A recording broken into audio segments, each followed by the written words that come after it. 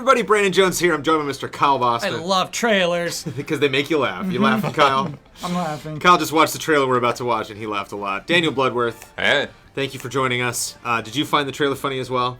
Yeah, I guess. It's interesting. We're talking about the debut trailer for Five Nights at Freddy's 4. In case you've lost count, that is the latest Five Nights at Freddy's. What is it about horror franchises that it just like spiral, like boom? This is the final one, though. This is the last of the story. He can't get to 5? No. You don't think this has been a rush to get to Five Nights at Freddy 5? This is confirmed the last one. You're right. That is a missed opportunity. I don't believe it. That seems like why he's rushing it. To find out exactly what we mean, let's watch the trailer. So it's a short one. We don't want to take too much time. Sure. It's very simple. I mean, I guess we set up a little context of what Five Nights at Freddy is. Like, I'm familiar with their media, but I've never actually sat down and I've watched people play this game, but I've never played it myself. Have either of you played Five Nights at Freddy's? No. Any of them? Oh, no. First one came out, what, like 3 years ago?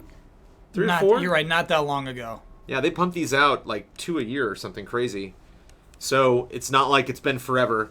You know, it's not like this huge like anticipation build for each entry. He just keeps like, throwing these out.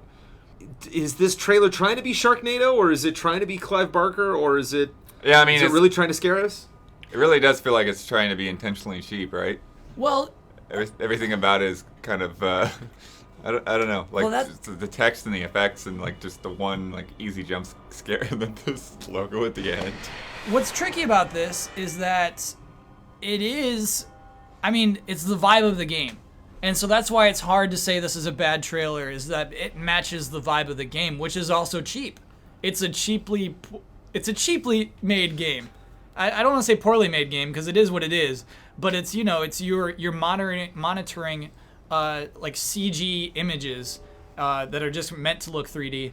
Sounds like a real high score is coming from you on this trailer then, Kyle. Well, no, here's the thing is we're seeing new things. We've never been in a home before. Yeah, that's what, again, I haven't played the game, but from what I've seen before, a lot of the areas were like very Silent Hill 2. There's like lots of rust, lots of factory, lots of like metal doorways and hallways. And this seems somewhat welcoming if you're like a PC game in the 1990s. Brandon, you were right. Five Nights at Freddy's came out in 2014. Yeah. The first one.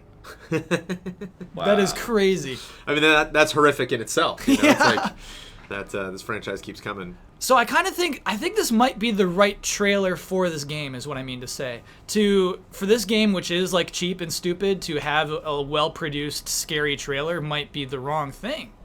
Do you get what I'm saying? Yeah, I just think it's like too much of the two genres. Like there's elements of comedy in this, and there's elements of horror. And I wish they would focus more on the horror, more on the comedy, rather than kind of like just give me like a mad version of both.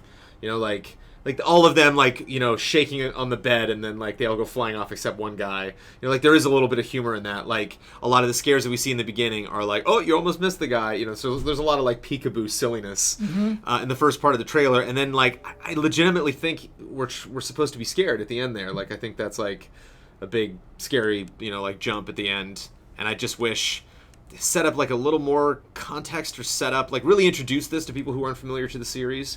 Or just do something, probably more preferably, do something really funny. Do something that, like, I'll want to pass along to other people. Because, like, the point of a trailer also is, like, to get the name of your game out there. And I think, like, if this guy's clearly making this direct of a development decision, he's like, these are the games that I want to make, then take that kind of, strangeness and bizarreness and bring that to your media, as opposed to just making, like, it's like a horror movie, but you're playing it. It just kind of seems like it. If I know a little bit about Five Nights at Freddy, and I've been amused by the franchise in the past, which is why I have half of an opinion about this at all. Whereas if I didn't, like, this wouldn't interest me in the slightest.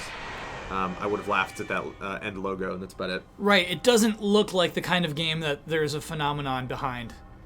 And it's not treated that way either. You know what I mean? It's not like the fourth and final part of the Five Nights at Freddy. I kind of like it for that reason. I'm real torn on this one.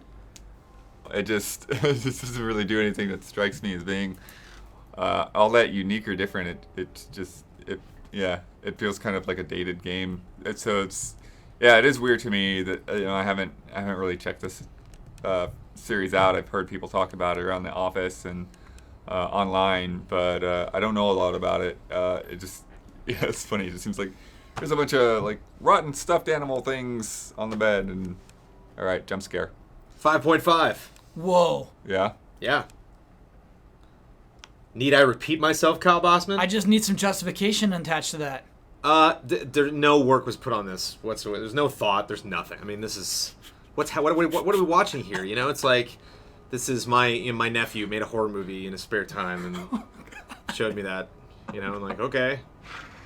It's like I kind of get a little bit of it when the logo comes in. It's like that's a deliberately weird logo, but it's weird for like a second. You know, it's like some last minute editing thought that he had and giggled at when he was like in his bay, like putting the trailer together, and like come on, it's your trailer. Like if you're gonna put that much focus on this game that you want to make, and then you make a trailer like this, all that it communicates to me is that you just didn't care. You know, that you're just laughing all the way to the bank, and you're like, whatever, I'm just gonna do this, as opposed to like, you know, get a guy in a costume, do something weird, you know, do something equally weird that kind of lives on its own, or sell it some other way, or just, man, put some energy into it. It's just kind of like So, snooze. Brennan, I gotta give it an 8.7. So, what's communicated to me through this trailer is like it's all the effort of one person, the game, and I see the trailer as just, oh, I made this trailer as well. You know, it seems like the person who made the game made the trailer, and so I kind of like it for that reason.